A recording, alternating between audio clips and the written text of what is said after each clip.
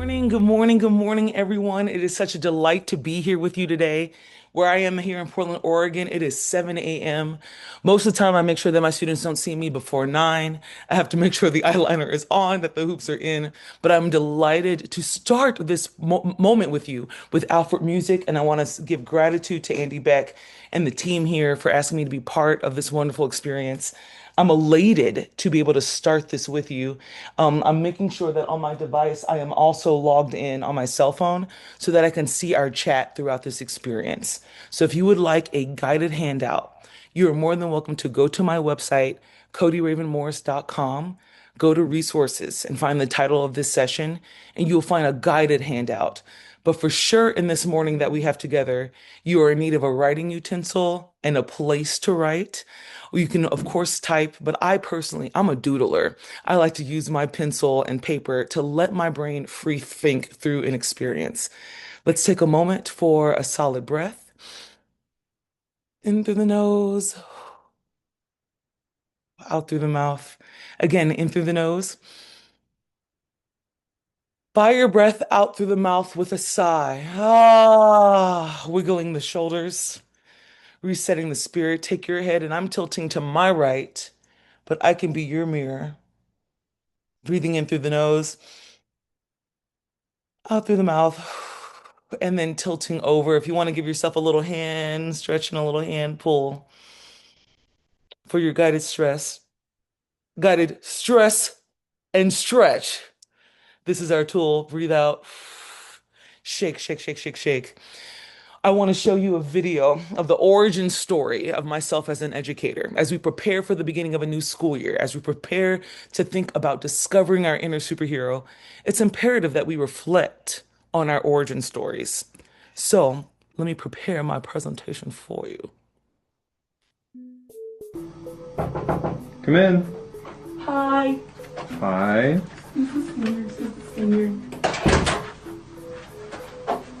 How are you doing today? I'm doing very well. How are I'm you? doing good. I like those antennas. Thank you. I just got them polished. Oh, that's nice. All right, Ms. A bee, bumblebee. Oh, Bumble. You just left out my name, didn't you? It's not funny that I'm a bee. I go out and I pollinate. I make honey for people. You know, you laughed at me just like people laugh at music advocates. Sometimes we go about it the wrong way, bees and music advocates. Sometimes we're too passive.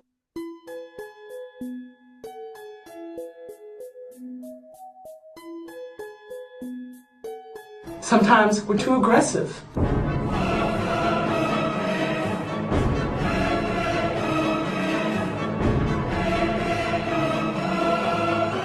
Sometimes you just have to do what you have to do, and you just have to sting the information into people. Daniel Pink even says that music educators are creating the most creative workers in the workforce today, and everyone wants creative people, right?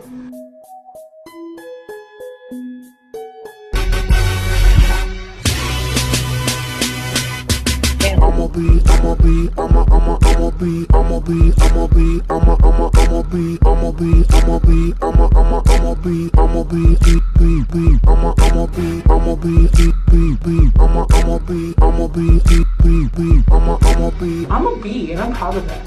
And I'm gonna be a music educator. I'ma be on the next level. I'ma be rocking over that bass treble. I'ma be making all them deals you wanna do. I'ma be up in that mail. Those final slides, I hope you dance with me. Those final slides in that video, particularly where you see to learn more, be informed at menc.org. That kind of ages that video for you to let you know when that one was created. That video that you saw of me saying, I'm gonna be a bee, I'm a bee, and I'm gonna be a music educator. That's about 20-year-old, 21-year-old undergrad Coty hair flip.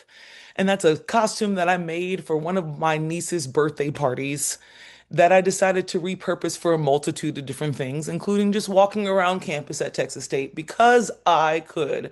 I'm an adult and I get this one chance in my life to live in this whimsy. At least that's where my mindset was.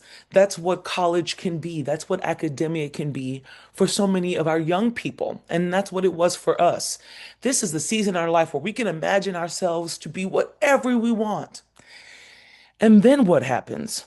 Weren't we too those same young people? Weren't we too someone building the dreams of our careers based on someone who was 15, 16, 14, 12 years old?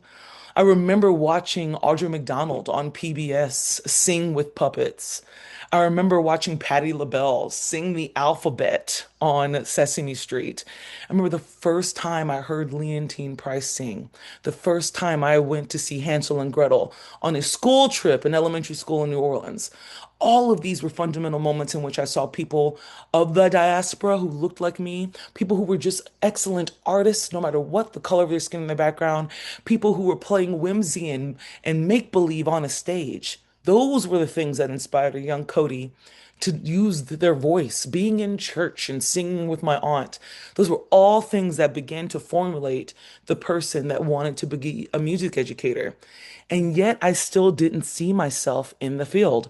Matter of fact, around the same time as that video was made, as part of a project for the state of Texas, where we wanted college students to advocate, to practice advocating for the field that we were going into.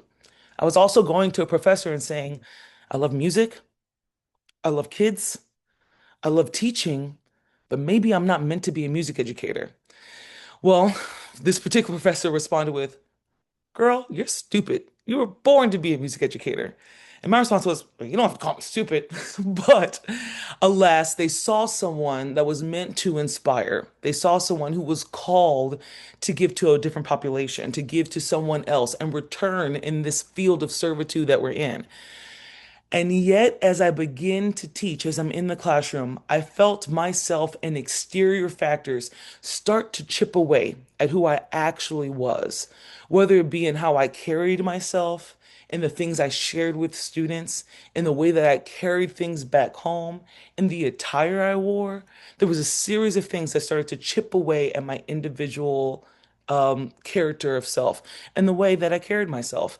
And as that part of you can disappear, whether it be because you feel like you have to fit yourself into a mold or because life is knocking at you in a series of different ways, a gap will continue to increase. A distance will create itself between you and the population that you desire to serve in the first place. Suddenly, I realized that in my teaching, a lot of my conversations became solely centered around the field. And man, I love music. It's everything to me. I have these wonderful stories of singing in church choir as a kid. I love the games that we played in elementary school, middle school, and high school, the experiences I had on field trips. The conversation is boundless. And even as a college student, falling in love with EDM and house music and trap, and letting that also be what informed me in music theory were things that shaped me. And yet, I want to prepare you with resources like so many of these other wonderful clinicians that are going to be here today. I want to give you tools so that you can go back and improve in sight reading and improve in other forms of literacy in your classroom and get the repertoire. But first, we have to make sure that your spirit is prepared for the year. Because let's not pretend that navigating our world is a cupcake walk anymore, and nor has it ever been. But we are met with different factors. And first, the vessel must be prepared. So, slowing down in your summer, I hope that you have found time for rest, you found time for respite. And I would like you to go back to your origin story and remember the person that had the dream to do the field, so we can bring that person back into your classroom and close that gap between you and your students. So, yes, I am a conductor. I am an educator. But did you know that I'm a boxer? Ready? Double jab, two slip.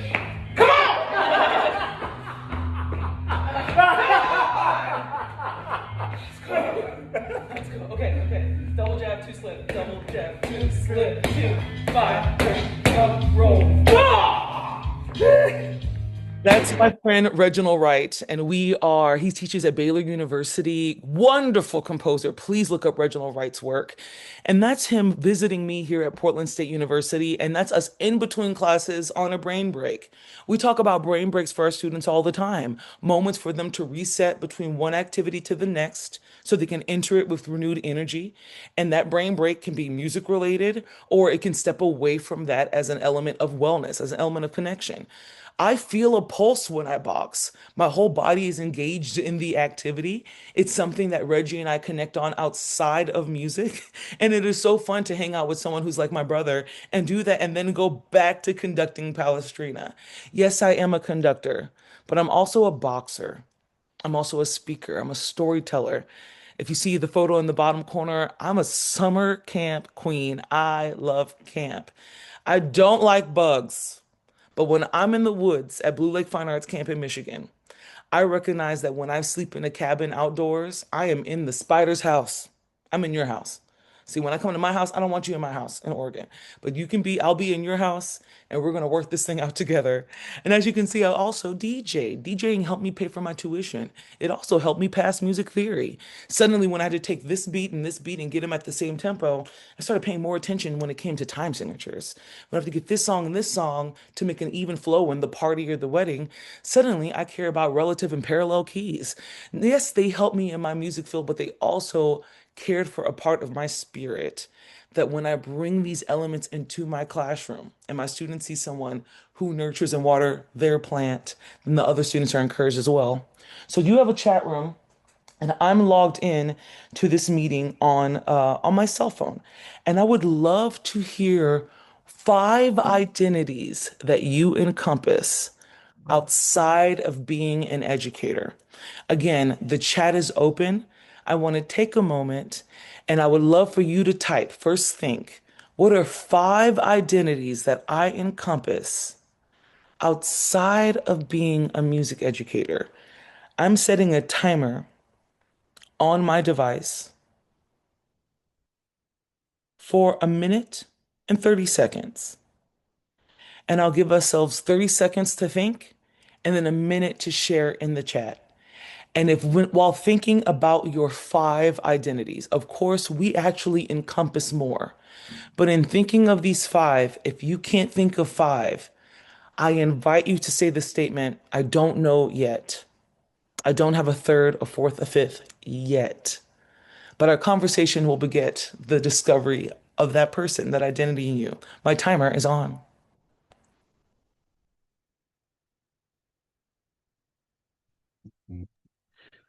Cody, I just want to let you know we're just working on getting the chat to work. It will be just a moment. So if Okay, you want to talk, and we'll come back to that in just a moment. Apologize about that. Thank you. that's okay. Make note of your 5 identities, friends. Make note of your 5 identities. When the time comes and the chat is up, I would love to see, and I'll make sure that I still have that accessible on my device. I would love to see what identities that you all encompass. I'm just opening that on my phone. I would love to see what identities you encompass because as we have so many registered for this event, and a bounty number this morning, I would love for you to discover what people you have what things in common with. It's very easy for our positions to become siloed entities within our departments, to walk around and solely be the choir person, to solely be the band person. And there'd be misconceptions about what we do in our classroom, whether it be the difficulty of it because of how many things we do outside of normal class hours, or how easy it must be because people just see us filled with joy. I'm going to say that again. We often encounter pushback from what we do because people see us filled with joy. And instead of finding another way to connect, they will take our fields and then attempt to demean what we do because they're seeking that same joy in their discipline. They're seeking light in their discipline. This world is too difficult. The days are too long, and the opportunities for excellence and for engagement are too present and yet vacant, and we're out of practice because we don't slow down to practice greeting each other, to say good morning, good afternoon, good night, to figure out how our neighbors enjoy being present with other people. One thing I would love for you to practice in the next week or so before you go back to school, our elementary friends, I think, are really great about giving our students autonomy on how they greet each other. So one of the phrases I do in my college classroom is on the first day in our choir retreat, we all repeat after me, high five, handshake, fist bump, hug. Say those things with me. High five, handshake, fist bump, hug. Good job. Then we say dab. Have you seen everyone do all their cool handshakes together? So we say dab, elbow, huh, wave. What was the huh? Chest bump. Okay, let's try the second half. That starts with dab. Ready? Dab, elbow, huh, wave. Let's try all eight greetings together. That starts with high five. Ready? High five. High five, handshake, fist bump, hug. Dab, elbow, huh, wave. I come to someone in this chat for the first time. I've never met you before. I'm a Southerner. I love to greet people with a hug until I'm sad. And if I'm sad, I want someone to sit with me. And that's part of teaching people who you are and how they can be empathetic and show compassion for you. But I digress. I go in for the hug, particularly when I move to the Northwest, and people would respond with a hug, and then they would share that that's not their primary way of communicating, that they weren't necessarily comfortable, but they tried it anyway. Whoa, alert, alert, alert, alert. Not only do we want to practice how people want to be greeted, but we also want to practice communicating how to share that energy, how to share that greeting and that respect for people. So if I open my arms for a hug or someone opens their arms for a hug, and I've set up a space, I've set up the character of you have other options of how to greet someone, and someone asks me for a handshake. Friends, when we teach our students that, when I teach ourselves that, that's not rejection, that's education. I'll say it again. For someone to extend their hands or ask for a fist bump or a dab instead of a hug is not rejection of me. It's education of who they are. And I think of one of my dear students that I teach now named Judah, who in his audition, when Judah walked in my office, almost a year ago, I said, "How would you like to be greeted?" And I gave him the list. And he said, "Let's start with a handshake." And we had our handshake. And when we got to our winter concert in December, he said, "I'm ready," and opened his arms. That's not just about a hug. That's about giving time for rapport to be built between people. And by having a list of those things, by knowing myself and knowing the things that might be different for others, I tap into my superhero powers. They know my origin story. I continue to share that with them. And then we learn more about each other in the process. When you think about wellness, what have you thought of historically before? Often about physical health. And then I say that Gen Z is the reason why mental health got put on the map. I'm grateful to Gen Z, genuinely. I grew up in an environment where a lot of people did not acknowledge the neurodivergence that we have so much knowledge and embedment into our classrooms today. And yet, I have to admit, as a girly with superhero tattoos on my arm, also part of my identities as a tatted woman, with my superhero tattoos on my arm, I have to remember that when it comes to discovery in this world, whether it's our physical wellness, whether what we need in safety, whether it be in our mental health, so on and so forth, we're also dealing with a world in which all of us are entertained and have devices that give us answers in snapshot moments. The plot of my latest Marvel film that I'm hooked on, the latest craze, is often presented, the plot line, a climax and conflict, and a resolution within an hour and a half to 2.5 hours. The most epic of films and books that took authors years to write are summarized in trilogies. Our brain's ability to consume this information in expedited amount of time has made us a group of people who do not realize that the journey in our wellness, in whatever categories they take, is a long game. It's a marathon, not a sprint. Do you have that writing device ready? Do you have a place to write? Do you have my handout from my website? I want to take a dive into your wellness. So I'm going to pause and check the chat. We have a chat test. Thank you, Krista, for the chat test. If you would like to add your identities in the chat, remember I asked you earlier, what are 5 ways you identify so that we can talk about what you do outside of being a music educator? When you think of those 5 things, as you're marinating on those 5 things, that's the beginning conversation into your wellness. The following is found on my website. But I encourage you to use these tools in your classroom and first practice with yourself in your daily walk in your home, in your neighborhood, in the spaces that you occupy, and sit with these things. The identities is part of our self-awareness question of the day. That's my way of bringing you back into your body, into your vessel. Wiggle with me.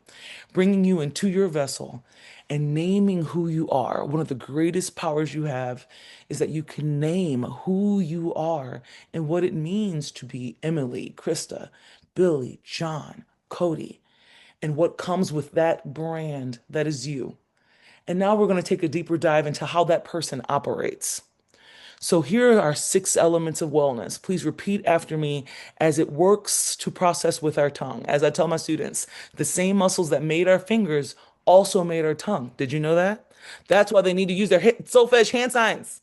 The same muscles that made your fingers also made your tongue, which is why I encourage you, as much as you may love looking at my face upon this morning, please write as I speak.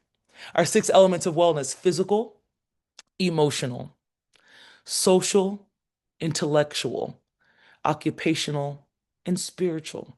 I'm going to go through definitions of these words, and I'm asking that you build your wellness bank based on this information. Physical wellness, issue of the body, injury prevention, hearing, vocal, and musculoskeletal health, exercise and eating habits, so on and so forth. What do you do for your physical wellness? What do you do daily, weekly, monthly? What are signs that you pay attention to that your vessel needs attention? For example, my physical wellness says we should drink half our body weight in ounces plus activity every day. That's the formula I share with my students because it works for them as well. Half of our body weight in ounces plus activity. Artist who blow through horns and different things with air and use your voice. We are constantly utilizing water. If you have a bottle of water with me, take a sip.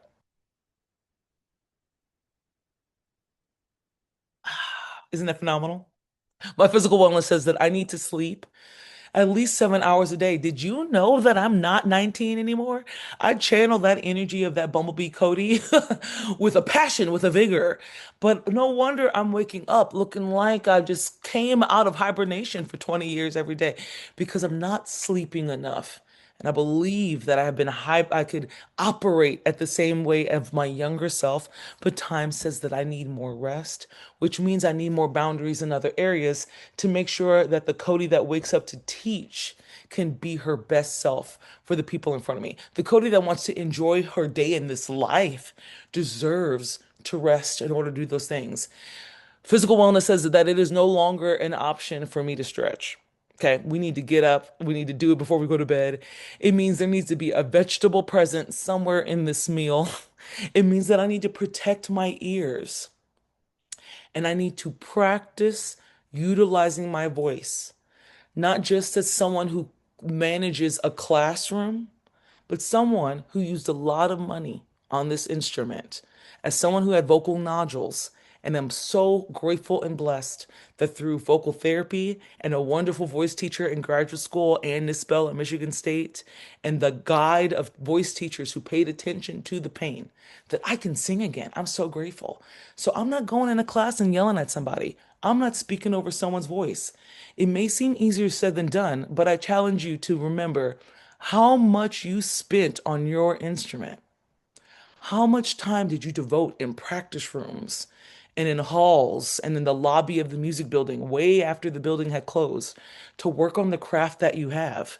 That person deserves to tell their students, I respect you enough and respect myself enough to not harm this thing that I care about so much. And it also builds more character in your room to have that honesty about your wellness bank with the people around you. I'm going to skip emotional and go to social. Social wellness, making contributions to the environment and community. What is in your social wellness bank? What fills you in that way when it comes to your social wellness? My social wellness says that I love speaking to people. The larger the choir ensemble, the more energy I will tap into to find. Period. turn page. My social wellness also says that I am a extroverted introvert. And I've shared that with people who said, no way, Cody's so extroverted because they're responding to my charisma, but they're not inquiring about what I need to recoup that energy. I'll say it again. People will respond to the energy that you put out in the world. But if we had more compassion and empathy, we would inquire about how we attain energy back. My social wellness says I need a solid hour of silence before I go to bed. It says that group texts are very overwhelming to me. So in every group text thread I'm in, I have a group text representative who will catch me up on the thread because if you're at work all day or you have the nerve to put your phone on silent and go live your life and you come back to a text thread for myself, when I see everything, depending on how many people are there, it can be very overwhelming. So then someone says, "Hey, heads up, we moved dinner plans to this place and then we're going to the beach." I'll be there with all this charisma after I worked on relaxing myself and being in dim lighting. We all have different ways of doing those things and find that restoration. And it now presents itself in my classroom by being able to express clearer boundaries with my students. I love you so much and I love having lunch with you. I also love you enough to tell you the truth. There are going to be some days where I need that 30 minutes. I need to be alone for that 30 minutes so that when I see you in sixth period, I can give you my best self. Yes, our students need community. Yes, young people want to be around us. Some of us are parent figures to them. Some of us are the best examples of how to interact with da da da da da, whatever that may be. But you know what else we can be an example of? Of being someone who can express that boundary because then they'll find it in themselves. I'm not saying reject them for all the time, but I'm saying the practice of our boundaries and our wellness bank also teaches our students how to take care of themselves. Occupational and intellectual wellness. Occupational, finding satisfaction and enrichment in life through work. Beautiful humans, you are at a form of occupational wellness. No matter what time it is and where you are, thank you for getting up and being part of this today. And there's so many different kind of enriching things that you will encounter that will contribute to your well-being while you are here. I also ask, are you practicing?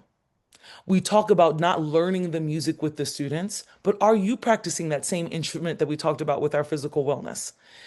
Are you diving into your score study? If I asked you who your favorite ensembles were, who performed at the highest caliber, could you give me the same amount of performers as someone who does two-part and unison music extremely well? What does that look like to you to have a team of people around you and peers that you go to when you are in a moment of concern about what's happening in your field? Or when you want to be excited, do you have people on your team, whether in your building and or outside of your immediate circle of choir conductors, band conductors, orchestral conductors, elementary educators? Who do you have to say, I did a thing and I'm really proud of that? We need people. That's also part of our social wellness.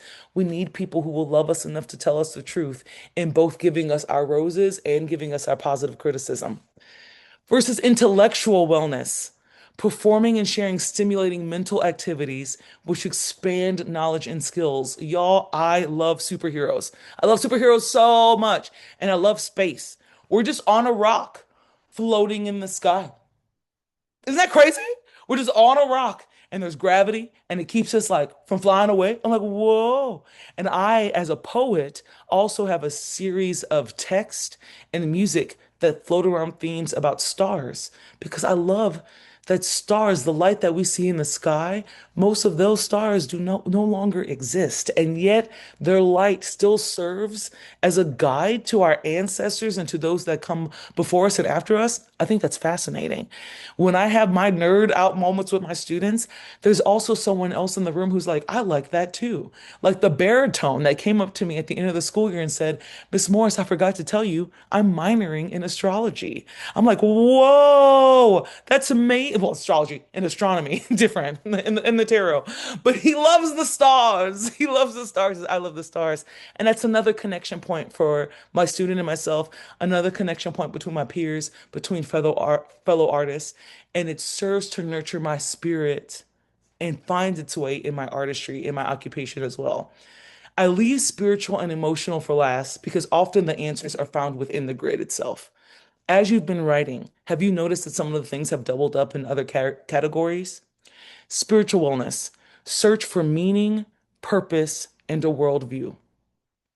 It is not our job to put a deity upon our students. Matter of fact, that's how I address teaching sacred music in my classroom. It's not my job to put a faith upon you. It's my job to do two primary things. One, to make sure that you know history and the impact of history on culture, right? So to share that, to share a history and a culture with you. And two, to be a mentor in your life that influences you to find mentors to guide you on a better path. When I think about spiritual wellness, we can use our repertoire, we can use our navigation in our own lives to whether it be a deity, whether it be a spiritual practice, or whether it be how we walk upon this planet and interact with other people. If we believe that music is a positive force that allows us to positively impact and interact with other people, then that in itself is a wonderful beacon of spiritual wellness.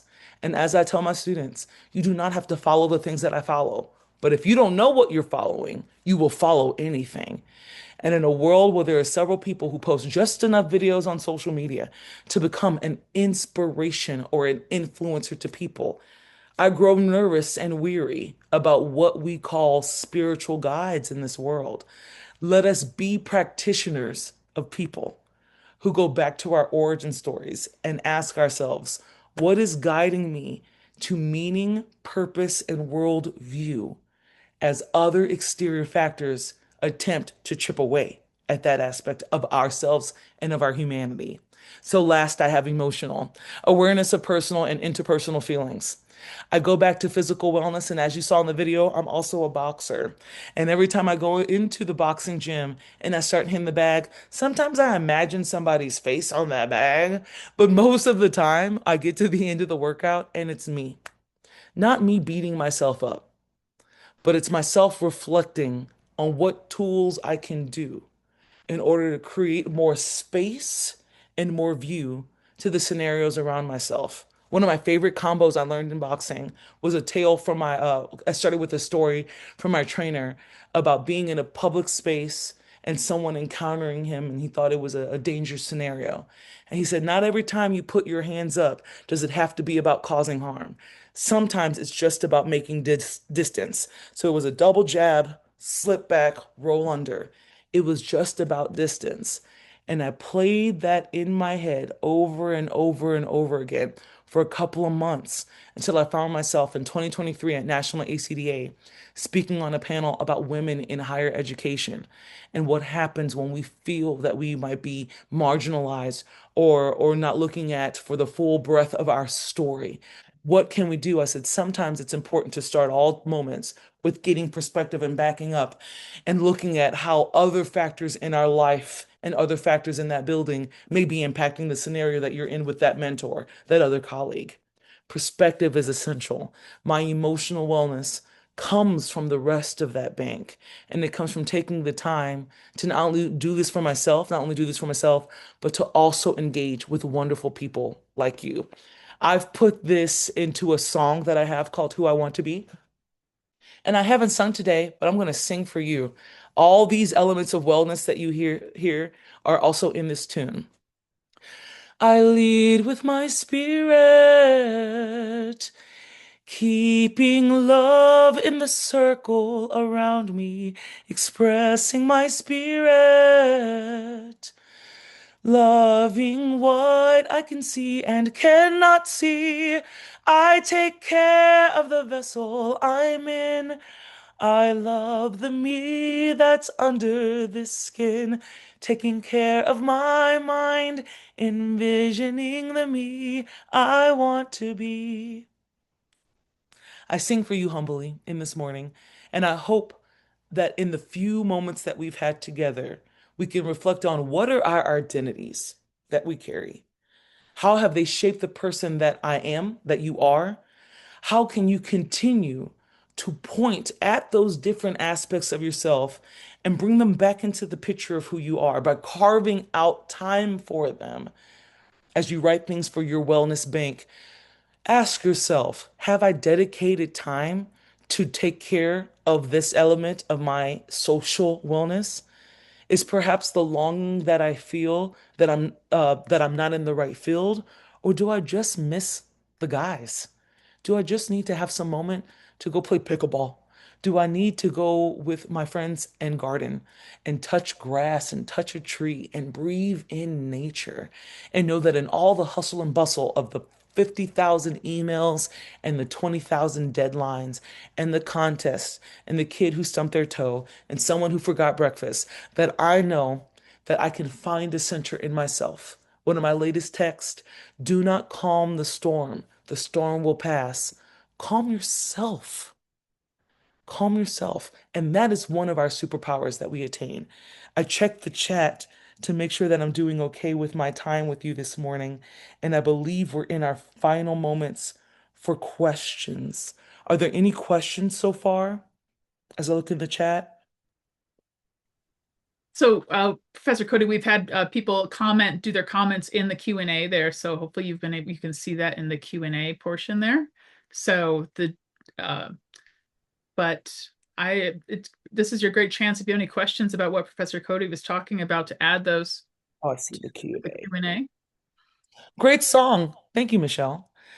I was at state conference and was thinking the code. Oh, thank you. Beautiful. Christ follower, father, husband, world traveler, musician, nature. Justin, thank you so much for sharing that with us. And I want to practice acknowledging people's identities out loud of celebrating when you're a world traveler. I remember standing in front of my students and being someone who had been able to see Paris on a choir trip, and then also recognizing that some of those students hadn't had access to what was down the street in Houston, Texas. And we have the ability as human beings to bring the world into our classroom through our experience and also through our musicking. Answer questions. Oh, history teacher, mom, wife, pickleball player, painter, board game player, wife, dog mom, sister, yogi friend. I want to share with you who all is here. Musician friend, crocheter, sewer walker, baker and food preserver, multiple sclerosis warrior and advocate. How your experience has beget the opportunity for you to share and care for other folks. Arranger, thrifter, board gamer. That's cool. Fun shirt collector and pianist. So many wonderful humans. Let's see what other questions we have. Auntie, neighbor, joy-based cook. In our final moments together, I ask that you consider your superpowers, how you can be a hero versus how you can be a villain.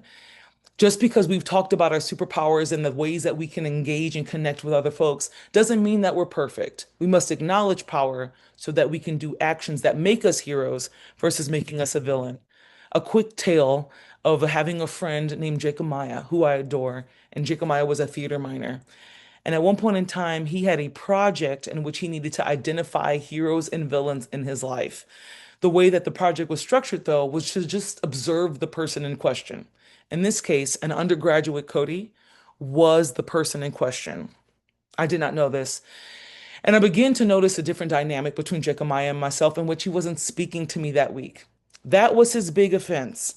And instead of inquiring within why someone who had a particular character trait was no longer practicing that character, I went around to everyone and I said, have you talked to Jecemiah? Have you talked to Jecemiah? We're not talking to him this week. These are the actions of an adolescent, right? But it had such vigor that it began to create a different energy in our department. And when I finally sat down with Jacobmaya for lunch at the end of the week, as if he owed me all the apologies, Jacobmaya said I was actually doing a project where we had to look at someone who we thought was a hero and change them into a villain. And then we realized that you don't have to change anything about the person. You just have to change their intention and their verbs. My ability to connect with a lot of people could make someone really manipulative. To go around and to share those things with other people and not inquire about why my friend was not speaking to me. Yes, these are things that children do. And I think it's important that we go back to that to understand that our verbs are everything. You have great power in your life, let alone in your classroom. And we have to acknowledge that great power so that we use it well and with intention. And as I share with my students here in the Northwest, the road from intent to impact is paved with verbs. As you reflect on your verbs going into this school year, as you consider how you can be a hero and how sometimes we're not our best selves, also consider how we can course correct. I'm a dreamer. I love planning lavish things. It's not all malice. I love thinking with grandiose in the calendar. To make sure that I'm not a villain to my students' schedules, I have a student forum group that meets to look at our calendar and find plot holes. Professor, have you considered this pep rally? Have you considered homecoming? Have you considered this is when juries happen and we all have to sing our solos? I missed it. And because I have power in my space, my students will look at a packed calendar and feel beholden to it versus revealing to me, I think this might be a lot and we should pull back this concept here for everyone's success. Thank you. Suddenly, we're heroes to each other by communicating and knowing where we can seek aid, where we can be a better teammate and a better hero for ourselves and for others. My teaching philosophy that I wrote as an undergraduate student, what it says my life's had the sentence, it is my life's purpose to touch as many lives through the vehicle of music. And when I think about the bumblebee Coty that you saw at the beginning of this presentation, I can consider that that vehicle of music can look like the bumblebee in the middle of the park blocks in the middle of my campus, running around with signs about music advocacy for a fun video.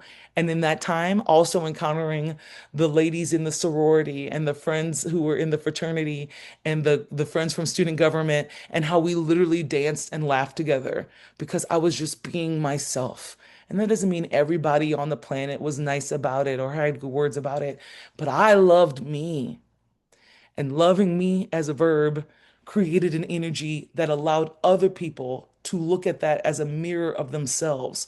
Your light and acknowledgement of who you are, taking the time to invest in your plant. As Reginald Wright says to me, the watering hose for the garden, though you may care just for this rose, everything is fed. When you water yourself and take the time to have this conversation as you sit through the rest of the sessions this morning, I promise you, I promise that other things in your life will be nurtured. Begin within, begin with your motto. And as we come back to my later session today, we're going to go into the Bat Cave. For every superhero knows the motto of with great power comes great responsibility. And we'll talk about what it's like to be real in these spaces. Thank you so much.